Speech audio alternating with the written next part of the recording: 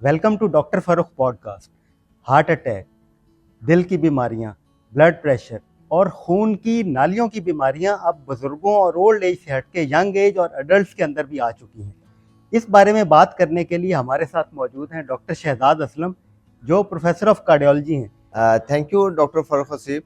तो जब हम स्टूडेंट्स थे तो हमारे जो टीचर्स थे, जब हम वार्ड्स में जाके पढ़ते थे तो वो हमें कहते थे कि जी हार्ट अटैक जो है 60 साल से कम उम्र के लोगों में नहीं होता। ठीक है, अगर कोई चेस्ट पेन के साथ आपके पास पेशेंट आए तो आपने, अगर उसकी उम्र 60 साल से कम है, हार्ट अटैक का नहीं सोचना। और इन क्लिनिकल प्रैक्टिस में आए तो हमने देखा कि हार्ट अटैक जो था वो 50 से 60 साल की उम्र में, 40 से 50 साल की उम्र में, फिर 30 से 40 साल की उम्र में, इवन 20 से 30 साल की उम्र में भी हार्ट अटैक जो है वो बहुत ज़्यादा कॉमन होने लग गया। तो हम कहते थे कि हमें तो पढ़ाया क्या गया था और देख हम प्रैक्टिकली क्या रहे हैं। तो हार्ट अटैक से मतलब ये है कि रिस्क फैक्टर्स होते हैं। ठीक है, कोई एक सिंगल कॉज नहीं है हार्ट अटैक की, मल्टीपल रिस्क फैक्टर्स होते हैं हार्ट अटैक के, जिसमें कुछ मॉडिफाइबल रिस्क फैक्टर्स हैं, कुछ नॉन मॉडिफाइबल रिस्क फैक्टर्स हैं। ठीक है, जो नॉन मॉडिफाइबल हैं, जैसे आपकी उम्र बढ़नी ही है। ठीक है, आप अगर मेल हैं तो मेल ही हैं।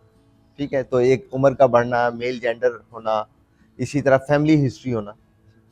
ठीक है, तो ये जो वो फैक्टर्स हैं जो कि आप बदल नहीं सकते, लेकिन वो फैक्टर्स जिनको आप कंट्रोल कर सकते हैं उन पे आपको तवज्जो देनी चाहिए। जी, जिनमें सबसे बड़ी जो है वो स्मोकिंग है, डायबिटीज़ मेलाइटस है, हाइपरटेंशन है, कोलेस्ट्रॉल का ज़्यादा होना है, सेडेंटरी लाइफस्टाइल है, डाइटरी हैबिट्स हैं। ठीक है, ये और टेंशन वाली जो लाइफ है, लोग जो है वो फिजिकली एक्टिव कम हो गए और रात को देर से सोते हैं और सुबह देर से उठते हैं। तो मल्टीपल फैक्टर्स हैं जो कि इन्वॉल्व हैं। तो इनको अगर शुगर को अच्छा कंट्रोल कर लें, ब्लड प्रेशर को अच्छा कंट्रोल कर लें, स्मोकिंग क्विट कर दें, हेल्दी डाइट लें, एक्सरसाइज करें, तो हम दिल की बीमारियों से बच सकते हैं। दिल की जो नालियां हैं उनकी 3 लेयर्स होती हैं। जो सबसे अंदर वाली लेयर होती है वो एंडोथीलियम होती है, उसे ट्यूनिका इंटीमा कहते हैं, फिर उससे ट्यूनिका मीडिया होती है, फिर ट्यूनिका एडवेंटिशिया होती है। जो सबसे इनर लेयर है उसकी जो ट्यूनिका इंटीमा है उसकी इनर लाइनिंग होती है एंडोथीलियम। तो कुछ फैक्टर्स होते हैं जो एंडोथीलियम को हेल्दी रखते हैं, कुछ फैक्टर्स होते हैं जो एंडोथीलियम को डिजीज कर देते हैं। तो जो एंडोथीलियम को डिजीज कर देते हैं, तो डिजीज जो फैक्टर करते हैं उनमें स्मोकिंग भी एक रिस्क फैक्टर है, डायबिटीज भी है, हाइपरटेंशन भी है और हाइपरलिपिडीमिया भी है। तो स्मोकिंग वही एंडोथीलियल को डैमेज करेगी। जब एंडोथीलियल डैमेज होगी तो वहाँ पे उसके लेयर्स में कोलेस्ट्रॉल जमना शुरू हो जाएगा और कोलेस्ट्रॉल आहिस्ता आहिस्ता उस नालियों को तंग कर देगा और वो किसी भी वक्त अंजाइना की शक्ल में या हार्ट अटैक की शक्ल में पेशेंट आपके पास आ सकता है। फिजिकल एक्टिविटी जो हम रिकमेंड करते हैं वो एटलीस्ट 5 days अ वीक और 30 to 45 minutes per day physical activities हैं। उसमें एरोबिक एक्सरसाइजेज भी हैं, एनारोबिक एक्सरसाइजेज भी हैं, और सबसे अच्छी जो है वो तो ब्रिस्क वॉक है कि आप ब्रिस्क वॉक करें। जिम की ट्रेनिंग जो है वो भी माइल्ड टू मॉडरेट होनी चाहिए। जो एक्सेसिव किस्म की जो ट्रेनिंग होती है वो उल्टा नुकसान देती है, वो हार्ट की रीमॉडलिंग भी कर देती है। ठीक है, हाइपरट्रॉफी जो है वो पैथोलॉजिकल भी हो जाती है अगर ज़रूरत से ज़्यादा आप जिम करें तो। मोटर बाइक गाड़ियों का इस्तेमाल ज़्यादा है, थोड़ी सी दूर की कोई आपने बाजार से चीज़ लेने जाना है तो आप वो गाड़ी पे चले जाते हैं बजाय इसके कि आप वॉक कर लें। हालांकि अगर 1, 1.5, 2 किलोमीटर के फासले पे भी अगर कोई चीज़ है तो आप, बेहतर ये है कि वो वॉक करके चले जाएं। ज़्यादा लंबे फासले हैं तो ठीक है, आप अपना टाइम बचाने के लिए गाड़ी का इस्तेमाल कर लें, मोटर बाइक का इस्तेमाल कर लें, और अगर साइकिल का इस्तेमाल करें वो सबसे बेस्ट है। तो साइकिल के इस्तेमाल से ये है कि आपकी साथ साथ एक्सरसाइज भी हो जाएगी। खाने पीने के लिहाज से ये है कि आप बैलेंस रखें अपनी डाइट में। ब्रेकफास्ट जो है वो हैवी होना चाहिए और लंच और डिनर लाइट होना चाहिए। रिफाइंड शुगर्स हैं वो बहुत नुकसानदेह हैं। ठीक है, हमें असल में रिफाइंड डाइट से बचना चाहिए। रिफाइंड डाइट का इस्तेमाल कम से कम करें।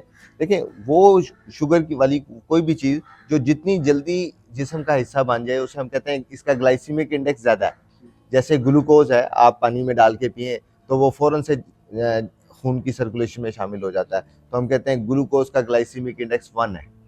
जबकि अगर वही आप बगैर छने आटे की रोटी खाएं तो उसमें भी ग्लूकोज है लेकिन वो कॉम्प्लेक्स फॉर्म में है वो पहले पॉलीसैकेराइड से डाइसैकेराइड्स में कन्वर्ट होगा, फिर मोनोसैकेराइड में कन्वर्ट होगा, फिर वो बॉडी का हिस्सा बनेगा। तो ये ग्रेजुअली बॉडी का हिस्सा बनेगा। तो वो चीज़ें जिनका ग्लाइसेमिक इंडेक्स कम है, हम वो लें, वो ज़्यादा बेहतर है, बजाय इसके कि हम रिफाइंड डाइट लें। रिफाइंड डाइट जो है वो आपके ग्लाइकोजन के जो स्टोरेज होते हैं वो रिजर्व होते हैं, ठीक है, वो लिमिटेड होते हैं, कि जो आपने रिफाइंड डाइट ली वो जो शुगर्स हैं वो फटाफट ग्लाइकोजन के स्टोरेज को पूरा कर देते हैं, और जो एक्स्ट्रा शुगर है वो फिर चर्बी में, ट्राइग्लिसराइड में कन्वर्ट हो जाती है, ठीक है, और फिर प्रोसेस एक विशियस साइकिल शुरू हो जाता है। तो रिफाइंड डाइट से बचें। हेल्दी डाइट का ये है कि फ्रूट्स का इस्तेमाल ज़्यादा करें, वेजिटेबल्स का इस्तेमाल ज़्यादा करें, और जो आप ये पल्सेस लेते हैं, दालें खाते हैं, वो पूरे छिलकों वाली दालें खाएं, बजाय इसके कि ये धुली हुई जो लोग दालें खाते हैं वो नुकसानदेह हैं, और जो पूरे छिलकों वाली दालें हैं वो ज़्यादा फ़ायदेमंद है। होल लेग्यूम्स जिसे हम कहते हैं कि वो लें। ऑयल्स जो हम वैसे रिकमेंड करते हैं ज़्यादातर वो ऑलिव ऑयल बेहतर है, लेकिन ऑलिव ऑयल का ये है कि कुकिंग से उसकी जो नेचर है वो डिस्टर्ब हो जाती है, तो उसको ऊपर आप स्प्रिंगल कर सकते हैं खाने के ऊपर। बाकी कैनोला ऑयल है, उसको इस्तेमाल कर सकते हैं। इवन जो नई स्टडीज़ हैं वो सरसों ऑयल पे भी हैं कि सरसों के ऑयल में भी आप खाना बना सकते हैं। तो ज़्यादातर वो ऑयल जिनमें पॉली अनसैचुरेटेड फैटी एसिड्स हों वो वाले ऑयल आप इस्तेमाल करें, लेकिन वो भी जितनी ज़रूरत है उतना इस्तेमाल करें, एक्स्ट्रा ऑयल इस्तेमाल ना करें। ब्लड प्रेशर जो है, बात मशहूर है कि it is a silent killer, खामोश कातिल, कि बहुत सारे लोगों में 70-80% लोगों में ब्लड प्रेशर की कोई अलामत नहीं होती, और माइनर सी अलामत कभी हो तो हेडेक हो सकती है, बॉडी एक्स हो सकते हैं, लेकिन usually most of the time blood pressure present with complication. Some time फालिज के साथ ब्लड प्रेशर का पेशेंट प्रेजेंट करता है, सम टाइम हार्ट अटैक के साथ प्रेजेंट करता है, सम टाइम किडनी फेलियर के साथ प्रेजेंट करता है। तो ब्लड प्रेशर का सबसे अच्छा तरीका यही है कि उसको 6 महीने में, साल में एक दफ़ा ज़रूर चेक कराया जाए, और जब भी आपका ब्लड प्रेशर ज़्यादा हो तो उसकी फिर रेगुलर मॉनिटरिंग हो, कि अगर परसिस्टेंटली ब्लड प्रेशर ज़्यादा जा रहा है तो उसका ट्रीटमेंट किया जाए। और जो अब नया टारगेट्स है ब्लड प्रेशर का वो ये है कि 130 एंड 80 से अगर अबव है तो फिर उसका ख़ास ख्याल रखें उसको, और 140-90 से ऊपर ब्लड प्रेशर को ना जाने दें, क्योंकि 140-90 से ज़्यादा तो जितनी भी आपकी रिसर्च है, स्टडीज़ हैं, वो कहती हैं कि इट इज़ डेंजरस, ठीक है। तो ब्लड प्रेशर से फालिज की शिकायत हो सकती है, ब्लड प्रेशर से हार्ट अटैक हो सकता है, ब्लड प्रेशर से हार्ट फेलियर हो सकता है, ब्लड प्रेशर से किडनी डैमेज हो सकते हैं। तो ब्लड प्रेशर का कंट्रोल करना बहुत ज़रूरी है, बल्कि blood pressure is the biggest problem of the world. Number 1 killer of the world is hypertension. Diabetes के बारे में ये है कि जितने भी 20 ईयर्स एंड अबव एज के लोग हैं वो अपनी 3 मंथ्स और 6 मंथ्स पे अपनी फास्टिंग और रैंडम शुगर चेक करें। फास्टिंग शुगर जो है वो 100 से कम होनी चाहिए। जो रैंडम शुगर है, जो आप 2 आवर्स आफ्टर द मील्स हम करते हैं, वो 140 से कम होनी चाहिए। और अगर फास्टिंग शुगर 100 टू 126 आती है, या रैंडम शुगर 140 टू 200 आती है, इसको हम कहते हैं इम्पेयर्ड शुगर है। तो अगर इम्पेयर्ड है तो अपना HbA1c कराएं। अगर HbA1c ज़्यादा आ रहा है तो वही डायबिटीज़ का अच्छा कंट्रोल सबसे पहले तो डाइट से ही करें, फिर मेडिसिन जो आपका डॉक्टर प्रिस्क्राइब करे उसके मुताबिक आप शुगर का अपना इलाज करें, ठीक है, क्योंकि शुगर से भी वही शुगर कोलेस्ट्रॉल नालियों में जमाता है, तो उससे हार्ट अटैक का ख़तरा, गुर्दे ख़राब होने का ख़तरा, फालिज का ख़तरा, आसाबी कमज़ोरी का ख़तरा, फिर जो ये कोलेस्ट्रॉल है टांगों की नालियों में शुगर के मरीज़ों में और सिगरेट पीने वालों में ज़्यादा जम जाता है, तो जिसे हम पेरिफेरल आर्टीरियल डिजीज़ कहते हैं। तो जब पेशेंट चलता है तो उसकी टांगों में दर्द शुरू होता है। अगर एडवांस हो जाए तो खुदा न खास्ता पाँव काटने तक नौबत आ सकती है शुगर के पेशेंट्स में। तो इसलिए शुगर का कंट्रोल भी जो है वो बहुत अच्छा होना चाहिए। तो अगर तो कोई अंडरलाइन कॉज आपकी ब्लड प्रेशर की सिंगल है, वो तो उस सिंगल कॉज को आप ट्रीट करते हैं, लेकिन मोस्ट ऑफ द टाइम हम कहते हैं एसेंशियल हाइपरटेंशन है। 80 टू 90% ऑफ द जो पेशेंट्स हैं जिनका जो हाइपरटेंसिव हैं उनमें कोई सिंगल कॉज नहीं होती, तो उसे हम कहते हैं एसेंशियल हाइपरटेंशन। तो उसमें बेसिकली तो ये है कि टारगेट आपने अपना हर एक पर्सन का एक टारगेट होगा, डिपेंडिंग अपॉन कि वो डायबिटिक है कि नहीं है, उसको हार्ट का प्रॉब्लम है कि नहीं है, उसको पहले कोई फालिज की शिकायत तो नहीं हुई, तो उसके मुताबिक टारगेट डिफरेंट है, ठीक है। तो जो थोड़े कॉम्प्लिकेटेड पेशेंट्स हैं उनमें टारगेट 130/80 से कम होना चाहिए। तो उस टारगेट को अचीव करने के लिए हमें अगर एक ड्रग से कंट्रोल हो जाए तो सिंगल ड्रग से करेंगे कंट्रोल, अगर एक से नहीं होता तो 2 भी हो सकती हैं, 3 भी हो सकती हैं, इवन 4 दवाइयाँ भी ब्लड प्रेशर के कंट्रोल की हो सकती हैं। असल चीज़ है कि जो आपने टारगेट रखा है वो अपने टारगेट को अचीव करना है। स्ट्रेस से बचना चाहिए। स्ट्रेस से बचने का यही तरीका है कि अपने आप को एंगेज करें, ज़्यादा फारिग ना रहें। अब दिन के 3 हिस्से बना लें, एक हिस्सा सोने का, 8 आवर्स की स्लीप आप लें, बाकी 8 आवर्स जो है आप अपना काम करें और 8 आवर्स में आप डिफरेंट अपनी एक्टिविटीज़ हैं वो करें। और एंग्जाइटी से बचने के लिए सबसे अच्छा तो है कि आप जैसे लोगों से दोस्ती कीजिए, ठीक है, और उनके साथ रोज़ाना घंटा 2 घंटा शेयर किए जाएँ, अपने प्रॉब्लम्स को शेयर करें आप, क्योंकि दोस्ती मैं समझता हूँ कि जिनके लोगों के दोस्त ज़्यादा होते हैं वो बीमार कम होते हैं। सबसे जो कॉमन अलामत तो है कि सीने में बोझ होना, वज़न होना या घबराहट होना, ठीक है। तो अगर आपको ऐसी फीलिंग हो रही है तो फट से आप 1112 को कॉल करें ताकि वो आपकी हेल्प के लिए पहुंच जाए, ठीक है। और जितनी जल्दी ट्रीटमेंट मिलेगा उतनी कॉम्प्लिकेशंस कम से कम होंगी। बाकी डिस्प्रिन की गोली आमतौर पर इस्तेमाल की जाती है अगर कोई उसकी कंट्राइंडिकेशन नहीं है, या सीने में दर्द बोझ की सूरत में अगर वो लगता है कि ये एंजाइना है तो उसके लिए ज़ुबान के नीचे एंजीसिड की गोली है वो रखी जाती है। समझाने के लिए कह सकते हैं कि हार्ट का जो है वो 4 चीज़ें हैं। एक हार्ट का मसल है जिसे आप कहते हैं हार्ट का पट्टा है, ठीक है। दूसरा है कि एक उसकी ब्लड सप्लाई है, ठीक है, जो कॉर्नी आर्टरीज के ज़रिए होती है। एक हार्ट का, क्योंकि हार्ट इज़ ए पंप, तो पंप में एक वेल्व होते हैं तो जो कि बैक फ्लो को रोकते हैं, ब्लड के बैक फ्लो को रोकते हैं, ठीक है। और एक है, क्योंकि हार्ट ने हर वक्त पंप करना है तो उसको करंट भी चाहिए, तो एक इलेक्ट्रिकल सिस्टम होता है हार्ट में, कंडक्शन सिस्टम होता है, ठीक है। तो जो हार्ट अटैक, जो अंजाइना हार्ट अटैक होता है वो आमतौर पर कॉर्नी आर्टरीज की नैरोइंग में या ब्लॉकेज की वजह से होता है। और एंजियोग्राफी का जो टेस्ट है वो भी कॉर्नी आर्टरीज को देखने के लिए होता है। मुख्तलिफ तरीके से उसको एस्टिमेट करते हैं। एक ख़ास तंगी है जो कि ब्लड सप्लाई को कंप्रोमाइज़ कर रही है तो उसमें स्टेंट डाला जाता है। क्रोमियम कोबाल्ट का बना होता है, तो ये like a it is like a mash, तो या स्प्रिंग कह लें, सुराखों वाला स्प्रिंग कह लें। तो ये कॉर्नी आर्टरीज जहाँ पे नर्विंग होती है उस जगह उसको रख के उसको खोल दिया जाता है बैलून के ज़रिए, ताकि वो जो तंगी है, नैरोइंग है, वो ख़त्म हो जाए। मैं समझता हूँ कि ज़िंदगी में सबसे अच्छी जो चीज़ है वो आपकी अपनी सेहत है, तो इसकी कदर करें। अच्छी सेहत है, वो कहते हैं जान है तो जहान है, ठीक है।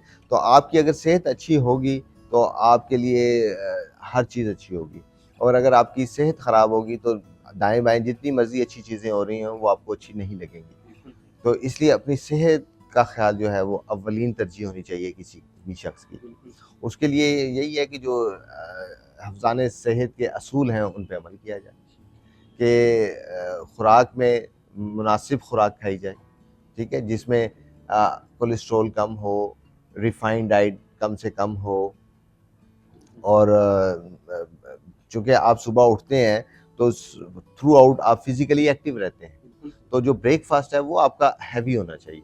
हमारे यहाँ लोग ब्रेकफास्ट लाइट करते हैं और लंच और डिनर हैवी कर लेते हैं। जो डिनर हैवी करते हैं वो नुकसानदेह है। तो इसलिए अच्छा ब्रेकफास्ट करें और अपने दिन की एक्टिविटीज़ करें। बेहतर तो ये है कि 2 मील्स पे आ जाएं, कि सुबह और शाम 2 वक्त खाना खाएं, दोपहर में थोड़ा सा वेजिटेबल का और फ्रूट्स का सैलड बना के खा लें। तो बाकी चाय या कॉफ़ी आप पी सकते हैं, लेकिन उसमें देख लें कि दूध मुनासिब मिकदार में हो, ज़्यादा मलाई वाला दूध ना हो। जो कोलेस्ट्रॉल होता है वो मुख्तलिफ उसकी फॉर्म्स हैं। एक गुड कोलेस्ट्रॉल होता है, एक बैड कोलेस्ट्रॉल होता है। एलडीएल कोलेस्ट्रॉल बैड कोलेस्ट्रॉल है, एचडीएल कोलेस्ट्रॉल गुड कोलेस्ट्रॉल है। तो जो बैड कोलेस्ट्रॉल है एलडीएल, ये भी ब्लड में 2 फॉर्म में होता है, एक ऑक्सीडाइज्ड और अनऑक्सीडाइज्ड फॉर्म में। तो जितना ज़्यादा ऑक्सीडाइज्ड फॉर्म में होगा उतना ज़्यादा वो डेंजरस होगा। तो जूं एलडीएल कोलेस्ट्रॉल बढ़ता है तो ऑक्सीडाइज्ड कोलेस्ट्रॉल की मिकदार जो है वो बॉडी में बढ़ती है। लेकिन डायबिटिक पेशेंट में ऑक्सीडाइज अगर कोलेस्ट्रॉल नॉर्मल भी है तो ऑक्सीडाइज्ड कोलेस्ट्रॉल ज़्यादा होता है, दैट्स वाई कि डायबिटिक के लिए हमारा एलडीएल कोलेस्ट्रॉल का जो टारगेट है वो आम लोगों की निस्बत ज़रा कम है। डायबिटिक में हम कहते हैं कि अगर ये पेशेंट डायबिटीज़ मेलाइटस का पेशेंट है तो इसमें एलडीएल कोलेस्ट्रॉल, बेशक इसको दिल की बीमारी नहीं भी है, तो इसका एलडीएल कोलेस्ट्रॉल 70 मिलीग्राम पर डेसीलीटर से कम होना चाहिए। डायबिटीज़ के बारे में एक सिंपलीफाई वो कहते हैं ABC, ठीक है, A for HbA1c, A for HbA1c के डायबिटिक पेशेंट्स का HbA1c कोशिश करें कि 6.5 से कम रखें, और बी फॉर ब्लड प्रेशर कि डायबिटिक पेशेंट का ब्लड प्रेशर 130/80 से कम रखें, और सी फॉर एलडीएल कोलेस्ट्रॉल कि डायबिटिक पेशेंट का एलडीएल कोलेस्ट्रॉल 70 मिलीग्राम पर डेसीलीटर से कम रखें। तो अगर डायबिटिक पेशेंट ये ABC पे अमल कर ले तो बहुत ज़्यादा कॉम्प्लिकेशन से बच सकता है। ये हमारे बरसगीर पाको हिंद में ये बड़ी एक चीज़ गलत है कि जो भी आपको कुछ कहे आप उस पर यकीन कर लेते हैं, बेशक वो उस चीज़ का नॉलेज रखता है या नहीं रखता। आप पेशेंट जाते हैं, स्पेशलिस्ट डॉक्टर के पास जाते हैं, भारी उनकी फीसें भी अदा करते हैं, लेकिन जैसे ही वो क्लिनिक से निकलते हैं और एक आम उसका जानने वाला उसे कहते नहीं ये नहीं ऐसे कर लो, तो वो उसकी बात पे ज़्यादा अमल करना शुरू कर देता है। हालांकि जो एक स्पेशलिस्ट है वो एक स्टडी के बाद, एक रिसर्च के बाद, एक अपनी मेहनत के बाद एक नॉलेजेबल पर्सन होता है, और एक जो आम पर्सन जो उस चीज़ के बारे में नॉलेज नहीं रखता, तो मेरा ख्याल है कि लोगों को भी किसी को मशवरा देते वक्त सोचना चाहिए कि क्या हम इस चीज़ का नॉलेज पूरा रखते भी हैं कि नहीं। तो अगर आपको चीज़ का नॉलेज पूरा नहीं है तो बेहतर यही है कि आप मशवरा ना दें। ओमेगा 3 फैटी एसिड्स के बारे में है कि दे आर हेल्पफुल, कि जितने ज़्यादा ओमेगा 3 फैटी एसिड्स आपकी डाइट में होंगे उतना अच्छा आपके लिए रहेगा, कॉर्निया आर्टरी डिजीज़ के लिए, लिपिड्स के लिए। तो यस, ओमेगा 3 का है। मैग्नीशियम का ज़ाहिर सी बात है, मैग्नीशियम का एज सच उस तरह से रोल नहीं है, लेकिन मैग्नीशियम की मिकदार बॉडी में कम होने से हार्ट एथेरोस्क्लेरोसिस का कोई उससे ताल्लुक नहीं है, लेकिन जो जिनमें हार्ट डिजीज़ मौजूद होती हैं उनमें अरिथमिया, दिल की धड़कन बेकायदा होने का जो खदशा है, वो अगर हाइपोमैग्नीसीमिया हो, मैग्नीशियम की मिकदार कम हो, तो वो ज़रा खदशा बढ़ जाता है ऐसे। लेकिन हार्ट अटैक से मैग्नीशियम का कोई ताल्लुक नहीं है। तो हार्ट फेलियर के पेशेंट हैं जो जिनका कोई बाईपास भी नहीं हो सकता, जिनको स्टेंट्स भी नहीं डल सकते, और उनके लिए एक सप्लीमेंट्री थेरेपी आप कह सकते हैं कि काफ मसल्स की रिकरेंट कॉन्ट्रैक्शंस करा के आप जो आउटपुट है हार्ट का वो बढ़ाते हैं, जिससे कार्डियक आर्टरी की परफ्यूजन बेहतर होती है। तो उन पेशेंट्स के लिए ये फ़ायदेमंद है।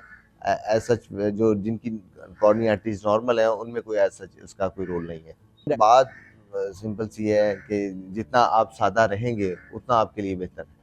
जितना आप रिफाइंड डाइट, मैं फिर कहूँगा कि रिफाइंड डाइट से बचें। जो आटा जिससे आप छान बुरा निकाल देते हैं उससे बनी हुई चीज़ें, तो इनसे परहेज़ करें। या ऑयल में समोसे हो गए, पकोड़े हो गए, या ऑयल में तली हुई चीज़ों से परहेज़ करें।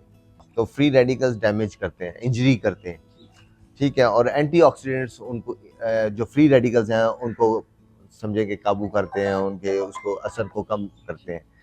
तो एंटीऑक्सीडेंट आपकी जितना ये जो आपके होल लेग्यूम्स हैं, दे ऑल आर एंटीऑक्सीडेंट्स। जो नॉन रिफाइंड डाइट्स हैं ये they work as antioxidants. Doctor Shahzad Aslam की इंतहाई कीमती और मुफीद बातचीत आपने सुनी, लेकिन सुनने की हद तक रहेंगे तो उससे वो फ़ायदा नहीं होगा जो इस बातचीत का मकसद है। फ़ायदे में ये तब आएगी जब अमल के अंदर लाएंगे। तो हम डॉक्टर शहजाद असलम का बहुत शुक्रिया अदा करते हैं, उन्होंने अपनी कीमती वक्त से टाइम निकाला, हमें टाइम दिया, और ये वो सारी बातें बताई जो वैसे वो फ़ीस लेके बताते हैं, बल्कि इतनी वहाँ बता नहीं सकते, और अगर बताते भी हैं तो भूल जाती हैं, क्योंकि मरीज़ बाहर निकलता है तो उसको थोड़ी सी बातें याद होती हैं।